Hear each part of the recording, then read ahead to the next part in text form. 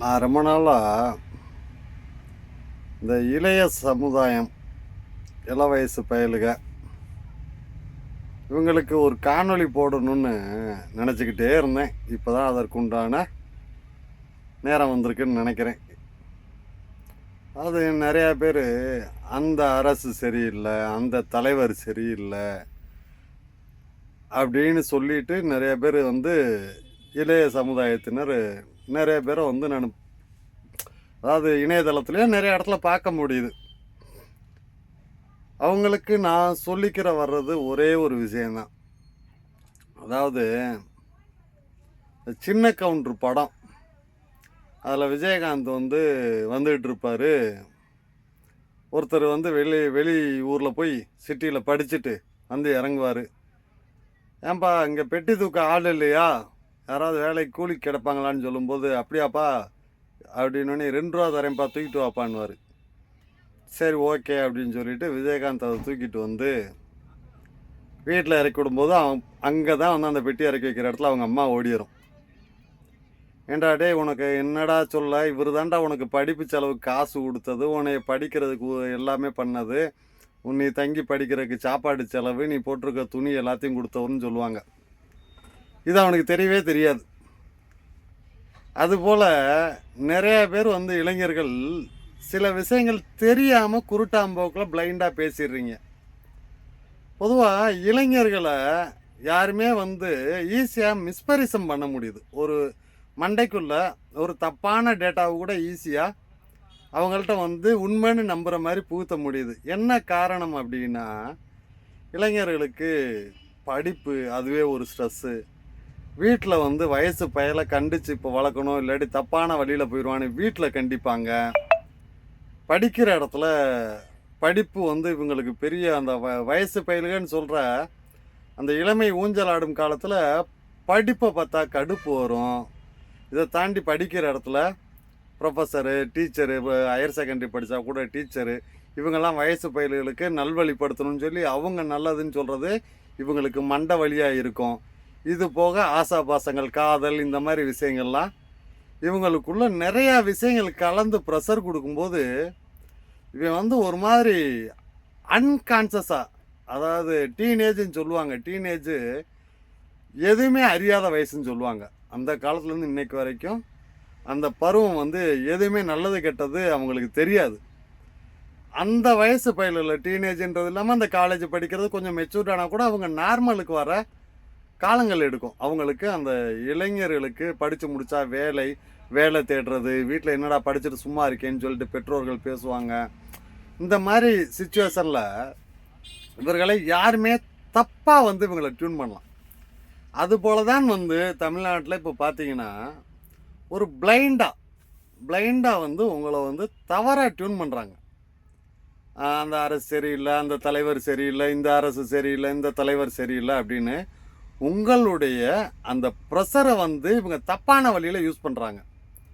இந்த இளைஞர்களை தீவிரவாதிகளாக உருவாக்குவாங்கன்னு பரசுராம் படம், இந்த மாதிரி விஜயகாந்த் படத்தில் நிறைய அதில் இளைஞர்களை எப்படிலாம் ஆசை வார்த்தை காட்டி ஏமாத்துறாங்கன்னு சொல்லியிருப்பாங்க. அதெல்லாம் சும்மா படத்தில் வந்த விஷயங்கள்லாம் இல்லை, உண்மைதான். உங்கள்கிட்ட தடுமாறும் வயசில் உங்களை தப்பாக வழி நடத்துகிறாங்க. ஒரு விஷயம் நான் சொல்லிக்கிற ஆசைப்படுறேன்.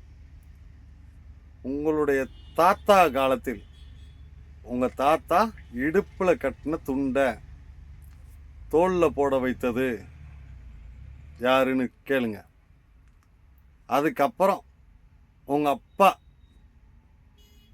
பள்ளிக்கூடத்தில் போய் படிக்கிறதுக்கு கட்டமைப்பை உருவாக்கி கொடுத்தவங்க யார், பள்ளிக்கூடத்தை கட்டி கொடுத்தவங்க யார், அதில் இடஒதுக்கீடுன்னு ஒன்று கொடுத்தது யார், கோவிலுக்கு போய் சாமி கும்பிடலான்றத உங்களுக்கு அந்த அங்கீகாரத்தை கொடுத்தது யார் அப்படின்றத நீங்களே கண்டுபிடிங்க. அதன் அடிப்படையில் நீங்கள் இன்றைக்கி படித்து இடஒதுக்கீடு, நீங்கள் படித்த பள்ளிக்கூடம் யாரால் உருவாச்சு, எப்படி வந்துச்சு, எல்லாருக்குமே அரசு பள்ளி, அரசு கல்லூரி, இந்த படிப்பெல்லாம் எங்கேருந்து வந்துச்சு, எல்லோரும் எப்படி போய் கோவிலில் சாமி கும்பிட்டோம், அதற்கு ஏற்பாடு பண்ணி கொடுத்தது யார், இல்லை ஆதி காலத்தில் என்றைக்குமே மனுஷன் பிறந்ததுலேருந்து எல்லோரும் கோவிலில் போய் சாமி கும்பிட முடிஞ்சா, எல்லோரும் பள்ளிக்கூடத்தில் போய் படிக்க முடிஞ்சா அப்படின்றதெல்லாம் விசாரித்து பாருங்கள். உங்கள் தாத்தா உங்கள் தாத்தா இன்றைய நீங்கள் குறை சொல்லிட்டு இருக்க தலைவர்களோ கட்சிகளோ உங்கள் தாத்தாக்கு இடுப்பில் போட்ட துண்டை தோளில் போடுற அளவுக்கு அந்த சூழலை உருவாக்கி கொடுக்காமல் இருந்தால் உங்கள் தாத்தா நாசமாக போயிருப்பார். அதுக்கடுத்து உங்கள் தாத்தா உருப்படலைன்னா உங்கள் அப்பா உருப்படாமல் போயிருப்பார்.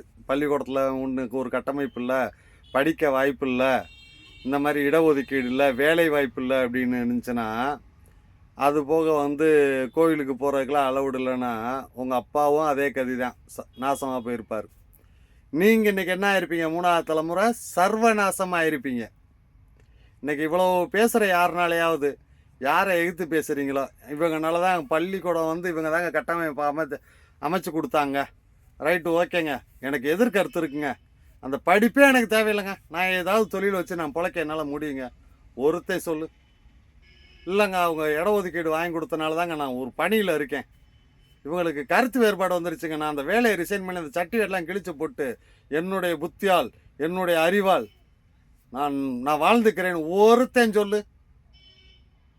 முதல்ல உங்கள் தாத்தாவை ஆளாக்கி உங்கள் அப்பாவை அதை விட சிறப்பாக ஆளாக்கி கட்டமைச்சு அது மூலயமா அதுக்கு அடுத்து உங்களை நிறைய பேர் சொல்லலாம், திராவிட முன்னேற்ற கழகம், நான் சொன்ன எல்லாத்தையும் பண்ணினது திராவிட முன்னேற்ற கழகம், அண்ணா, கலைஞர், இன்று மு.க. ஸ்டாலின் அவர்கள், இவங்க எல்லாம் நீ அவங்கள எதிரின்னு சொல்லிட்டு போயிடலாம்.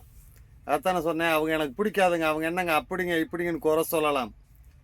உன்னுடைய கல்வி சர்டிஃபிகேட் கையில் வச்சுருக்கேல்ல, நீ கோவிலில் சாமி கும்பிட போகிறேல, நீ வேலையில் இடஒதுக்கீட்டில் போயிட்டு வேலைக்கு போகிறேல, இது எல்லா உருவத்துலேயும் நீ என்னதான் சொன்னாலும் அவங்களால நீ வாழ்ந்துட்டுருக்க. ஒன்றால் அவங்க வாழ்ந்துட்டுருக்காங்கன்னு இல்லை தம்பி. திராவிட முன்னேற்ற கழகம் நீ எவன் நினச்சாலும் சரி, என்ன நினச்சாலும் சரி, அவங்களால நீ வாழ்ந்துகிட்டு இருக்கன்றதை உன்னால் மறுக்கவே முடியாது. அப்படி நீ செய்கிறவனாக இருந்தால், மறுக்கிறவனாக இருந்தால், எதிர்மறை சிந்தனை உள்ளவனாக இருந்தால், நான் சொல்கிறதெல்லாம் சிந்திச்சு பாரு. நீ வாழ்க்கையில் பழைய நிலைமைக்கு நாங்கள் போயிடுவாங்க, அண்ணா காலத்துக்கு முன்னாடி நாங்கள் ரிவர்ஸில் போகிறோங்க, இவங்கெல்லாம் எனக்கு பிடிக்கலைங்க அப்படின்ட்டு சர்டிஃபிகேட்டை கிழிச்சு போட்டு நான் படித்த படிப்புக்கு வேலைக்கு போக மாட்டேன், எனக்கு இடஒதுக்கீடு வேலை வேணாம், எதுவும் வேணான்னு ரோட்டில் நீ சுயமாக ஏதாவது இது எந்த அடையாளம் சொல்லாமல் உன்னால் வாழ முடியும்னா நீ வாழ முடியும்னு நினைக்கிறியா அப்படின்றத நீயே யோசிச்சு பாரு. இதெல்லாம் சாத்தியமானு நினச்சிப்பாரு. அதை தாண்டி அனைத்து கட்டமைப்பு இன்னைக்கு நிலைமைக்கு போய் படித்தாலும் கல்வி கட்டமைப்பை அமைத்து கொடுத்தது திராவிட முன்னேற்ற கழகம். இடஒதுக்கீடு, பெண்களுக்கு சொத்துரிமை, எவ்வளோ சொல்லலாம். அண்ணன் ஸ்டாலின் அவர்கள் சொன்னதெல்லாம் சொல்லணும்னா நான் 1 மணி நேரம் அந்த 5 வருஷத்தில் ஒரு பண்ணது சொல்லணும். முதல்ல இள வயதில் நிறையா பேர் குழப்பம், தப்பாகவே உங்களை பயன்படுத்துகிறான்னு சிந்திங்க. திராவிட முன்னேற்ற கழகத்தை தவிர்த்து விட்டோ இல்லை என்ன சொல்லிட்டோ நீ அவங்க உன்னால் பயன்பெறல, அவங்களால நீ பயன்பெற்றிருக்க. சிந்தியுங்கள், இளைய சமுதாயமே சிந்தியுங்கள். உங்களை தப்பாக எவனோ வழி நடத்துகிறான். சுயமாக சிந்திங்க, அறிவாளியாக சிந்திங்க. தமிழ் சமூகம் அறிவார்ந்த சமூகம். அடுத்த சமுதாயம், இளைய சமுதாயம் அறிவாளியாக வாழ்வதையே நாங்கள் விரும்புகிறோம், எதிர்பார்க்கிறோம். நன்றி. திராவிட முன்னேற்ற கழகம் யாரிடமும் கைமாறு எதிர்பார்க்கவில்லை. ஆனால் உன் அறிவை தவறாக அடுத்தவர்கள் பயன்படுத்துகிறார் என்பது சாமானியனாக என்னுடைய வருத்தம். முழித்துக்கொள், விழித்துக்கொள்.